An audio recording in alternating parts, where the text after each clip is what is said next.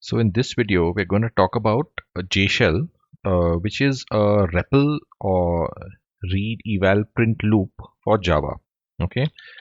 So if you have, I think Java 10 or sorry, Java 11 or greater, then you should have this tool called Jshell. So we can check what version of Java you have by saying Java minus version.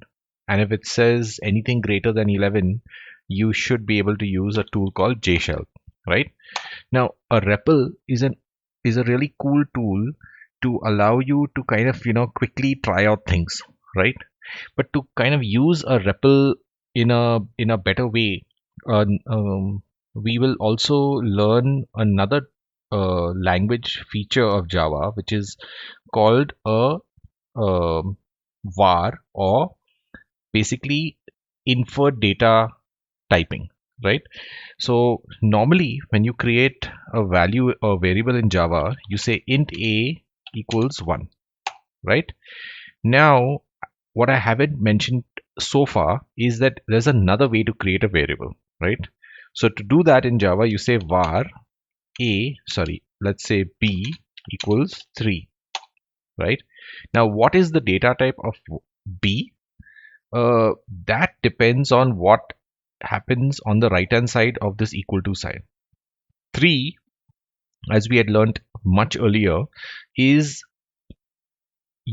Java determines the data type of 3 to be an int.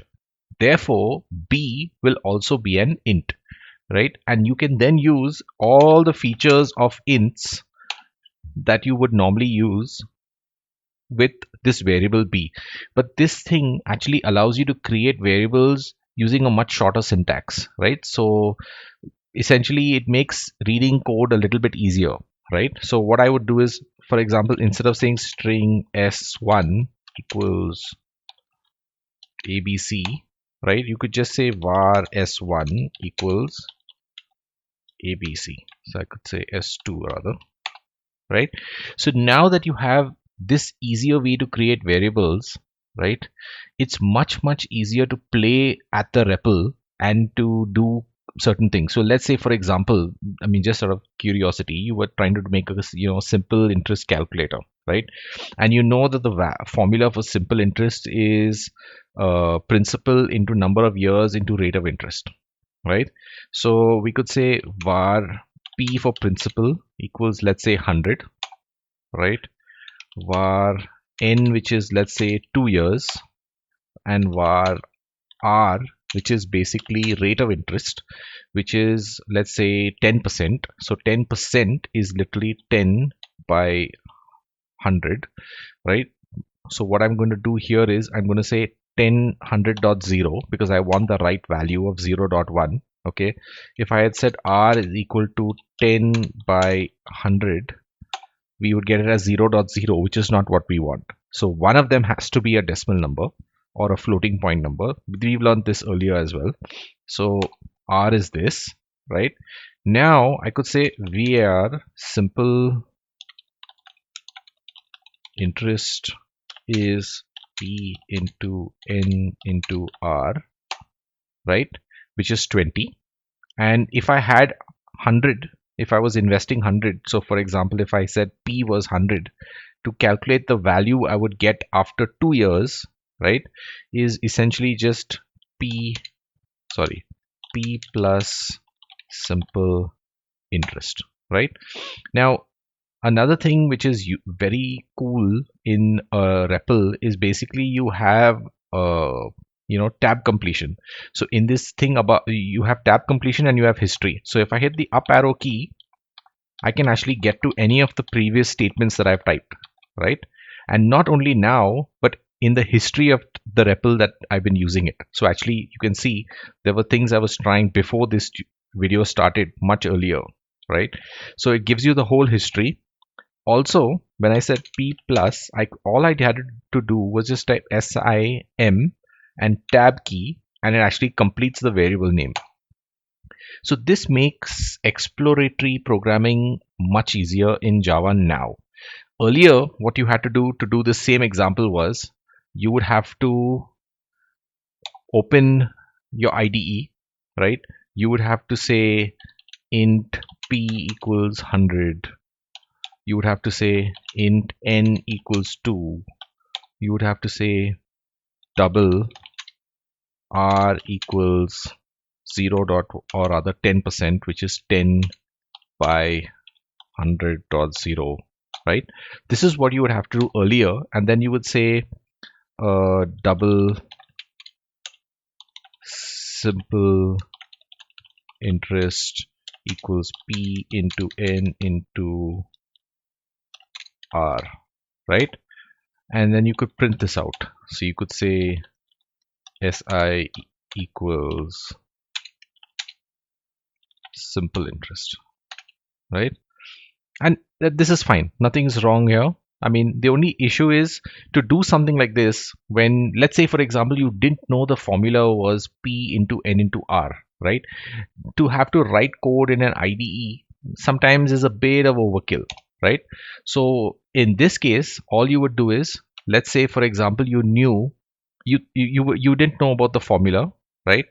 And you thought this, and you actually, let's say for example, you didn't know when you say r, which is rate of interest, suppose you wanted 10%, you would say r as 10, right? Now obviously this is wrong because it should be 10%. Then you use this in your formula here, right? You would get simple interest of 2000 for 2 years, which obviously seems wrong, right? I mean, I wish I could get investments like this, but obviously this does make sense. So in this case, it would make it much easier. Rather than using a IDE, right? You could just use the REPL and create stuff. Now you could actually do every single thing in the REPL. So for example, you can say class test, right? And then you could say void. So I could actually just say, for example, void show, right? And I could say system dot out dot print. I'm using tab completion for all of this, so I'll say test dot show called, right? So if you notice, actually this may not compile because I kind of made a error in typing out the code, so don't worry about that. We can actually try that again. So I can say class test void show,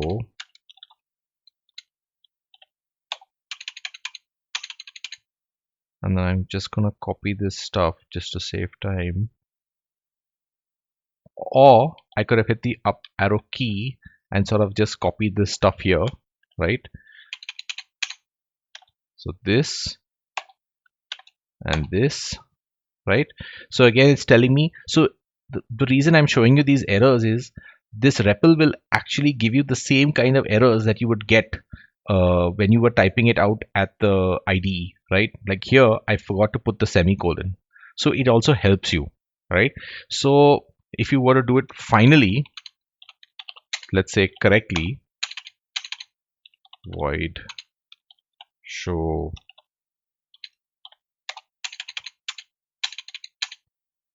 hit the up arrow. So let's say I want to just copy and paste this code. Copy, paste, semicolon.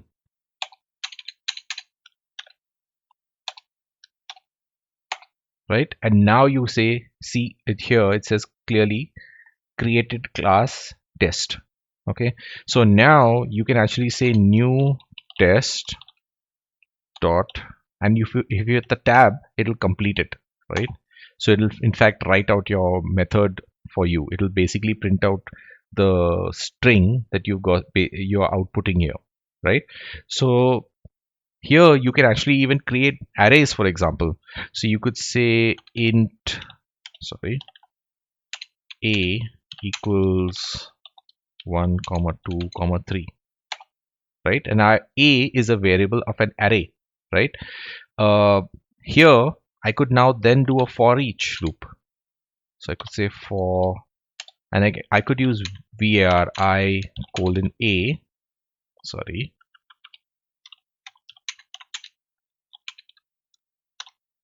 right,